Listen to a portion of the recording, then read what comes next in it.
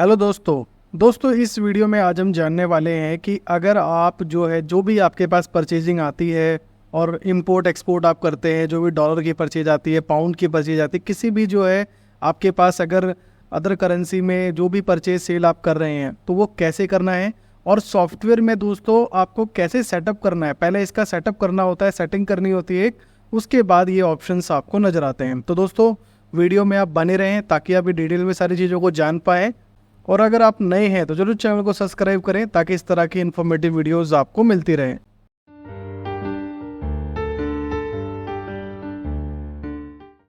तो चलिए दोस्तों स्टार्ट करते हैं। दोस्तों सबसे पहले आपको जाना होगा मास्टर के मेनू में, उसके बाद मार्क सेटअप और यहाँ पे आपको क्लिक करना है कंट्रोल रूम। कंट्रोल रूम में सबसे पहला ही ऑप्शन है सर्च इन ऑल पे आपको एंटर करना है और टाइप करना है मल्टी करेंसी।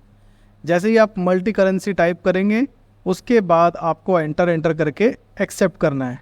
एक्सेप्ट करने के बाद आप यहाँ पे देखेंगे जो स्लैब 2 लाइन आपको जो दिखाई दे रही है, यहाँ पे इस ऑप्शन को आपको यस करना है।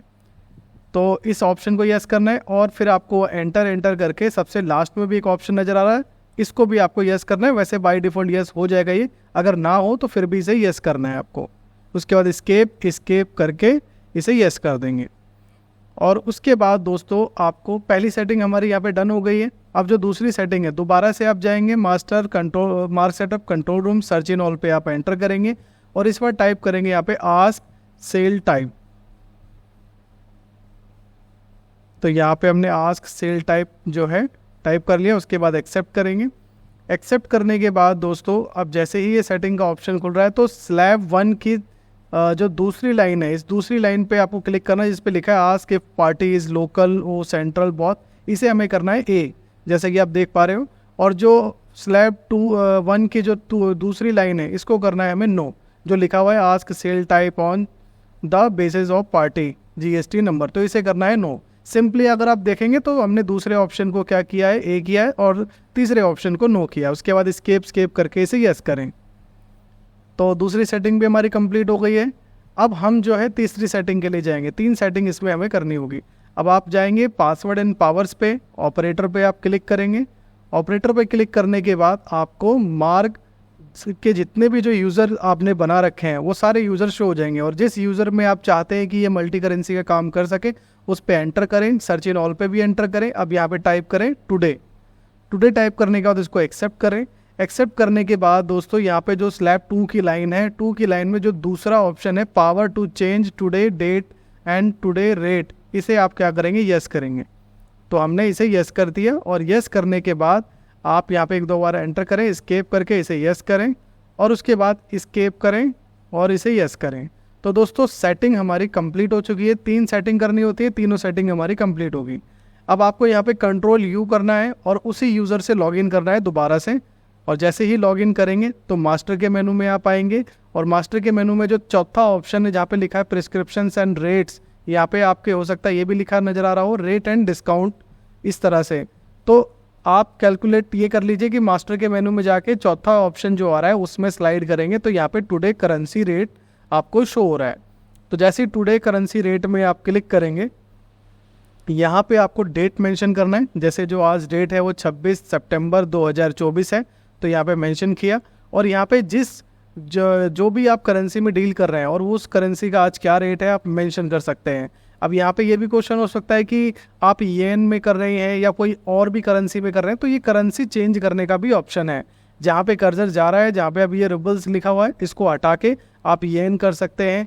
आप जो है किसी अदर जो किसी भी कंट्री का जो भी नाम है उनके रुपीज़, जैसे हमारे इंडिया में रुपीज़ चलता है, तो वो कर सकते हैं। उसके बाद एंटर करें और ये जो ऑप्शन आएगा इस पे भी आपको एंटर करना है। अब उसके बाद दोस्तों आपको ट्रांजैक्शन में जाना है। ट्रांजैक्शन में जाने के बाद परचेज और होलसेल बिल पे क्लिक करना है। आप इसे अल्ट पी से भी करके आ सकते हैं। अब सबसे पहले आपको डेट मेंशन करना है, यदि डेट सेम है तो एंटर करें। अब जैसे कि यहाँ पे हमारे पे पार्टी नहीं है तो हमने F2 किया और F2 करने के बाद संडे क्रेडिटर पर ही हमने एंटर कर दिया और हम बनाते हैं GTY इंटरनेशनल। यहाँ पे आपको अपनी पार्टी का नेम मेंशन करना है, जिस पार्टी से भी आप परचेज कर रहे हैं, चाहे वो इंडिया के अंदर है या इंडिया के बाहर है। और जो भी उनकी डिटेल है जैसे एड्रेस वगैरह वो सब आप डाल देंगे। ठीक है, तो बेसिक चीज़ें जो है आप खुद से कंप्लीट कर लें। उसके बाद एंटर करेंगे और यहाँ पे आपको डालना है परचेज बिल नंबर। जो भी सामने वाली पार्टी ने आपको दिया है। भले उसके अंदर डॉलर मेंशन है तो पूरी डिटेल आपको यहाँ पे बिल नंबर की जो भी है उसमें वो डालना है। उसके बाद आपको एंटर करना है। देखिए यहाँ पे जैसे कि देख पा रहे हैं, मैं आपको दिखा भी रहा हूँ, टाइप में आपको स्पेस का बटन प्रेस करना है और जैसे ही टाइप का ऑप्शन आएगा स्पेस का बटन आप प्रेस करेंगे तो यहाँ पे सिलेक्ट करना है आपको इम्पोर्ट। अगर इंपोर्ट का बटन सिलेक्ट करेंगे जब भी जो है आपके पास डॉलर का ऑप्शन आएगा और ये परचेज जो है डॉलर में जाके सेव होगी। तो देखिए जैसे ही हमने एंटर किया इंपोर्ट पे, अब यहाँ पे देखो डॉलर का सिंबल आ रहा है, नाम आ रहा है और उसके बाद यहाँ पे आपको मेंशन करना है कि आज क्या रेट है, मतलब जब आपने ये परचेज एंट्री करी थी उनसे तो क्या रेट था वो मेंशन करके एंटर करेंगे। और उसके बाद हमने क्या क्या आइटम खरीदा, तो जनरली आइटम को सिलेक्ट करना है, यहाँ पे क्वांटिटी को मेंशन करना है और उसके बाद यहाँ पे पी रेट में आपको डालना है डॉलर का रेट। जैसे ये आइटम है, ये आइटम आपने जितने भी डॉलर में खरीदा है, जैसे मैंने यहाँ पे खरीदा है 6.9 डॉलर का, तो वो मैंने यहाँ मेंशन कर दिया है। ध्यान रखें यहाँ पे आपको रुपीज़ का रेट नहीं डालना, डॉलर का रेट डालना है।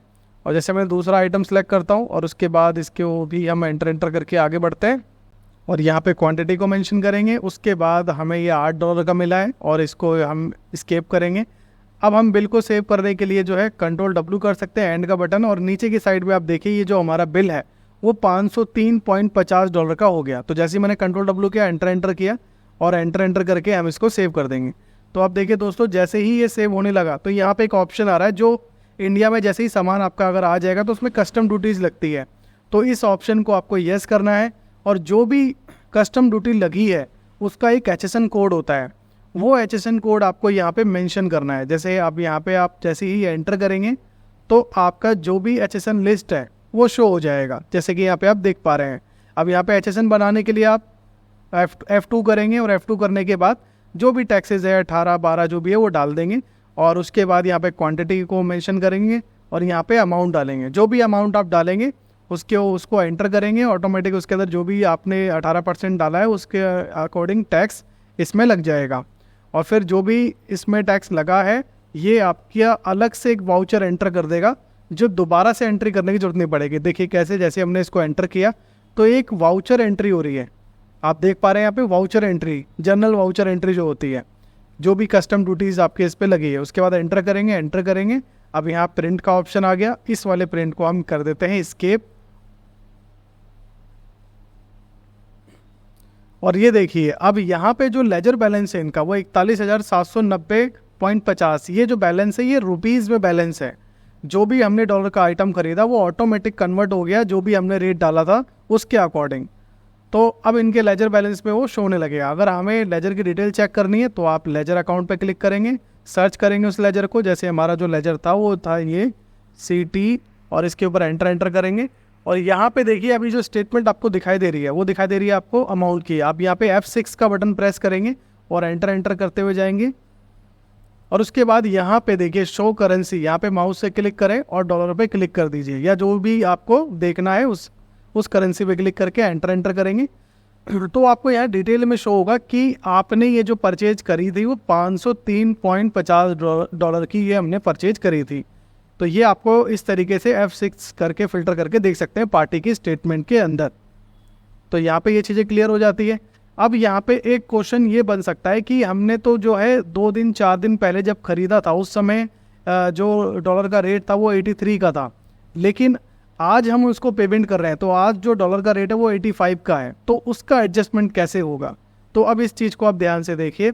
अब जैसे ही यहाँ पे हम इसको पेमेंट करने के लिए आ रहे हैं तो यहाँ पे क्या शो हो रहा है कि हमें अमाउंट डालने का ऑप्शन शो हो रहा है। तो हम इससे पहले क्या करते हैं, यहाँ पे देखिए जैसे ही F6 का बटन आप दबाओगे, अगर आपने डॉलर में पेमेंट करी है तो नीचे की साइड में आप देखिए यहाँ पे आप मेंशन कर सकते हैं कि जितने भी डॉलर की आपने पेमेंट करी है वो कर सकते हैं। अब हम इसमें एक चीज़ और कर लेते हैं कि हमने तो ये 83 के अकॉर्डिंग जो है परचेज किया था, मतलब आज का जो रेट है वो 83 है और हमने जैसे $200 डाला तो $200 की हमने इनको पेमेंट करी, अगर करी है तो 16,600 का ये क्या हो जाएगा अमाउंट आ जाएगा यहाँ पे। उसके बाद हम इसको एंटर करके जो भी जिस बिल का है उस बिल से हम इसको एडजस्ट कर देंगे। पर यहाँ पे जो है एक चीज़ अभी भी अनक्लियर रह गई, जैसे उस समय तो हमने 83 में ख़रीदा था, लेकिन आज जो है जो डे है वो उसके अकॉर्डिंग 85 के अकॉर्डिंग हमने इनको पेमेंट करी है। आज 85 रुपये का डॉलर है, तो उसको कैसे हमें मैनेज करना है। तो दोस्तों ध्यान से देखें कैसे मैनेज करना है। इसको हम स्केप करेंगे। पहले स्केप करने के बाद मास्टर के मेनू में जाएंगे और मास्टर के मेनू में जाने के बाद हम चौथे ऑप्शन पे आके टुडेज करेंसी रेट पे क्लिक करेंगे और हम अपडेट कर देंगे कि आज जो डॉलर का रेट है वो है 85 रुपीज़ का। ठीक है, तो 85 रुपीज़ का आज डॉलर का रेट है और ये भी डिटेल आके हमने एंटर करके आगे बढ़ गए। अब हम पेमेंट की एंट्री करते हैं। तो जो आपका कन्फ्यूज़न होगा कि जिस समय हमने ख़रीदा था उस समय रेट कुछ और था और आज कुछ और है, तो वो कैसे एडजस्टमेंट होगा। अब देखिए, हम यहाँ पे पेमेंट पे आके F6 किया और हमने इनको पूरी पेमेंट कर दी। मान के चलिए इनकी जो पेमेंट थी 503.50 डॉलर की थी और हमने एंटर करके इनको पूरी पेमेंट कर दी। अब देखिए यहाँ पे अकॉर्डिंग टू आज के रेट के हिसाब से यहाँ पे क्या हो रहा है कि 1000 कुछ रुपए जो है बढ़ चुके हैं।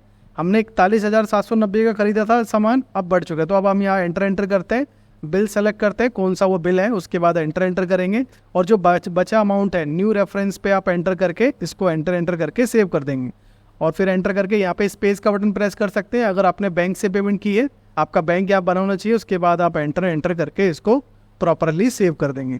तो यहाँ पे ये चीज़ें बिल्कुल क्लियर है, लेकिन अभी भी यहाँ पे एक चीज़ अभी भी पेंडिंग है कि जो हमारा 1600 या 1700 पेंडिंग अमाउंट आ रहा था लेजर की लिस्ट में, अगर हम जाके चेक करें, सॉरी यहाँ पे 1007 रुपये जो एक्स्ट्रा अमाउंट जो आया आज के डॉलर के एक्सचेंज की वजह से, तो इसके लिए हमें क्या करना है। तो इसके लिए दोस्तों हमें एक जर्नल एंट्री पास करनी है।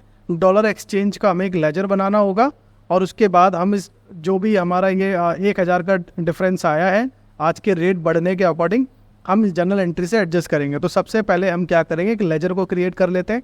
मास्टर के मेनू में जाते हैं, लेजर मास्टर और न्यू लेजर पे क्लिक करके ये लेजर क्रिएट होगा आपका एक्सपेंस में। तो जैसे ही आप यहाँ पे क्लिक करेंगे एक्सपेंस, और ये आपका बनेगा एक्सपेंस इनडायरेक्ट के अंदर।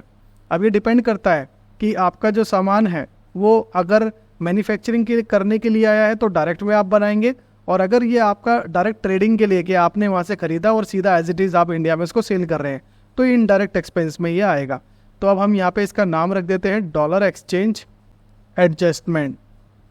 उसके बाद एंटर करके हम Ctrl+W से इसको सेव कर देंगे और फिर इसको स्केप करके बाहर आ जाएंगे। अब दोस्तों जर्नल एंट्री पास करनी है तो इसका कोई बटन बना नहीं है, हम डायरेक्टली अकाउंट्स के मेनू में जाते हैं, वाउचर एंट्री, और यहाँ पे जर्नल, और जर्नल में हमें जर्नल पे ही क्लिक करना है और उसके बाद डेट मेंशन करनी है जिस डेट में भी ये चीज़ एडजस्ट हुई है, फिर एंटर करना है। और यहाँ पे हमें सबसे पहले सिलेक्ट करना है सप्लायर का लेजर, जिस पार्टी का जो एडजस्टमेंट होगा डॉलर एक्सचेंज का। तो हम यहाँ पे टाइप करते हैं GTA इंटरनेशनल,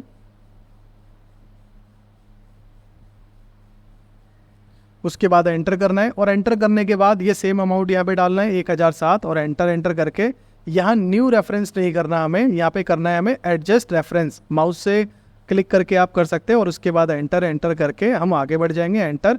और यहाँ पे जो दूसरा लेजर हमें लेना है जो अभी हमने बनाया है डॉलर एक्सचेंज एडजस्टमेंट, इसके ऊपर हमें एंटर करना है और एंटर करके हम इसको सेव कर देंगे। तो दोस्तों अब अगर हम लेजर बैलेंस को चेक करते हैं तो लेजर बैलेंस से हमारा कोई लेना देना नहीं है। जो भी उनका अमाउंट आया था, जो भी चीज़ें आई थी, सब एडजस्ट हो चुकी है। सबसे पहले 503 डॉलर का जो हमें परचेजिंग आया था उसके अकॉर्डिंग 41,790 रुपये का इसका बैलेंस बना।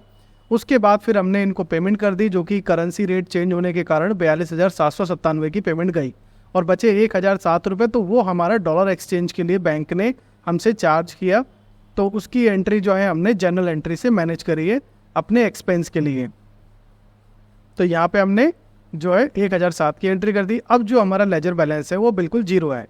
तो दोस्तों इस तरीके से आप जो भी सामान परचेज कर रहे हैं बाहर डॉलर में, तो आप इस तरीके से कर सकते हैं। और जो भी कस्टम ड्यूटीज़ वगैरह आपकी लगती है जो कि बिल में मेंशन नहीं होती, उसके लिए एक वाउचर एंट्री पास करना होता है, वो वाउचर एंट्री आपका पास हो जाएगा। आई होप दोस्तों कि आपको क्लियर हो गया होगा कि कैसे डॉलर की जो भी आपकी मल्टी करेंसी की सेटिंग है करनी है, कैसे परचेजिंग करनी है, कैसे आपको पेमेंट एंट्री करते समय F6 का बटन प्रेस करके डॉलर में पेमेंट कर सकते हैं, या लेजर की स्टेटमेंट में आप जो है उसको देख सकते हैं सारी स्टेटमेंट। तो दोस्तों अगर कोई फिर भी आपका क्वेश्चन रह गया है इससे रिलेटेड तो आप मुझे कमेंट के थ्रू बता सकते हैं। बाकी वीडियो अच्छा लगा वीडियो को लाइक करें, चैनल को सब्सक्राइब करें ताकि इस तरह की और भी इन्फॉर्मेटिव वीडियोज़ आपको मिल सके। Thanks for watching.